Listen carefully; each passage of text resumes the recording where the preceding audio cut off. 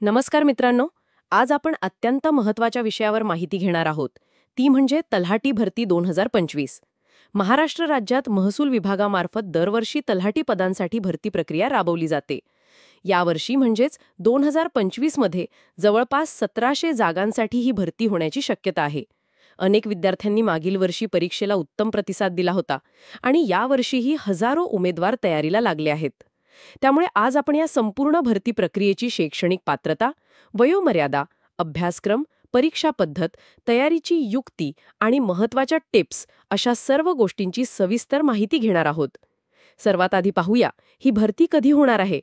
तर महसूल विभागाने 1700 जागांसाठीचा प्रस्ताव शासनाकडे दिला असून लवकरच म्हणजेच ऑगस्ट 2025 मध्ये जाहिरात प्रसिद्ध होण्याची शक्यता आहे.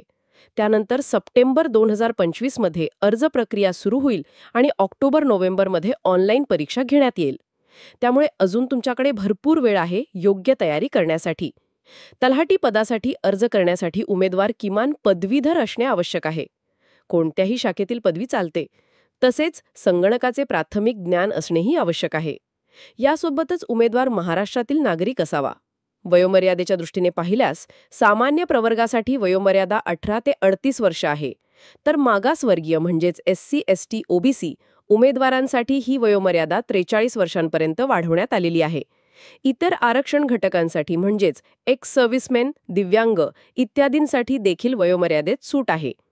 आता आपण पाहूया या भरतीतील परीक्षा पद्धती आणि अभ्यासक्रम.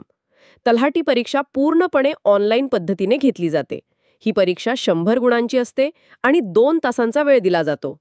यात 4 विषय विचारले जातात. मराठी 25 गुण, इंग्रजी 25 गुण, सामान्य ज्ञान 25 गुण आणि बुद्धिमत्ता चाचणी म्हणजेच गणितीय व तार्किक क्षमतांची परीक्षा 25 गुण.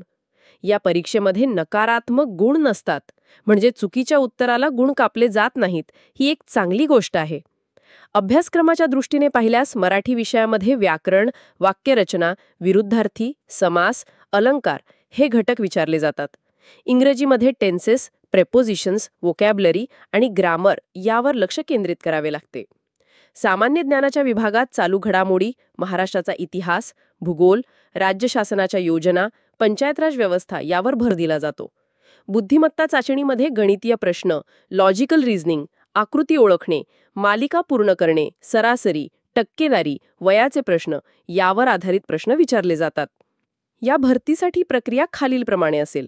सर्वप्रथम जाहिरात प्रसिद्ध होईल, त्यानंतर ऑनलाईन अर्ज प्रक्रिया, मग ऑनलाईन परीक्षा, त्यानंतर निकाल जाहीर होईल आणि शेवटी कागदपत्र पडताळणी व नेमणूक प्रक्रिया पूर्ण केली जाईल. संपूर्ण प्रक्रिया ऑक्टोबर ते डिसेंबर 2025 दरम्यान पूर्ण होण्याची शक्यता आहे.